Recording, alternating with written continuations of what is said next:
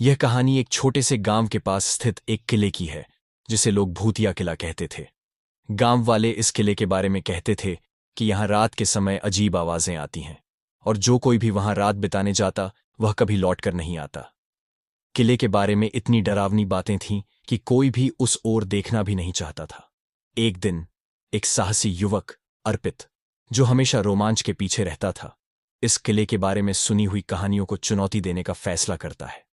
अर्पित ने सोचा, ये सब बस अफवाहें होंगी। मैं रात में किले के भीतर जाऊंगा और सबको दिखा दूंगा कि यहां कुछ नहीं है। रात के समय अर्पित किले की ओर बढ़ता है। जैसे ही वह किले के विशाल दरवाजे तक पहुंचता है, हवा में एक अजीब सी ठंडक महसूस होती है।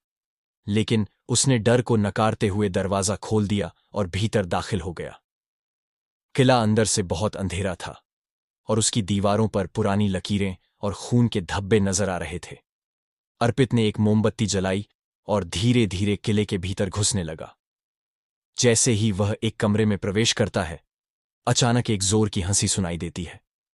अर्पित चौंक कर पलटता है, लेकिन कोई नजर नहीं आता। वह फिर से आगे बढ़ता है और अचानक कमरे का दरवाजा बंद हो जाता है।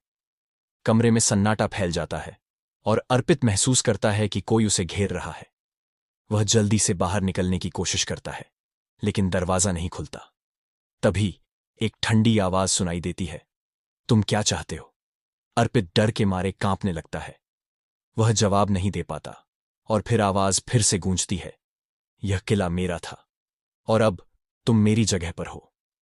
अर्पित अपने जूतों से चिपकी मिट्टी की आवाज सुनता है, जैसे कोई धीमे धीमे उसके पास आ रहा हो। वह अपनी आखिरी उम्मीद से मोमबत्ती को और तेज जलाता है और अचानक कमरे की दीवारों पर खून की धाराएं बहने लगती हैं। अर्पित अब खुद को हर ओर से घिरा हुआ महसूस करता है। अर्पित ने कांपते हुए अपनी आंखें बंद कीं और फिर से कुछ सुना। इस बार किसी ने उसकी पीठ पर हाथ रखा। वह मुड़ा और सामने खड़ा था वह खुद। अर्पित का चेहरा कांपते हुए अपने ही काले और डरावने चेहरे से टकरा गया था। तभी एक और डरावनी आवाज गूंज उठती है, तुमने जो मेरे साथ किया था वही अब तुम्हारे साथ होगा। किले का रहस्य यह था कि वह कोई और नहीं बल्कि अर्पित ही था, जो कई सालों पहले उसी किले में मर चुका था और उसकी आत्मा आज भी उसे उसी स्थान पर फंसा कर रखी हुई थी। अब वह वही बुरी आत्मा बन चुका था जो हर उस व्यक्ति को फंसाती थी जो इस किले में आता था।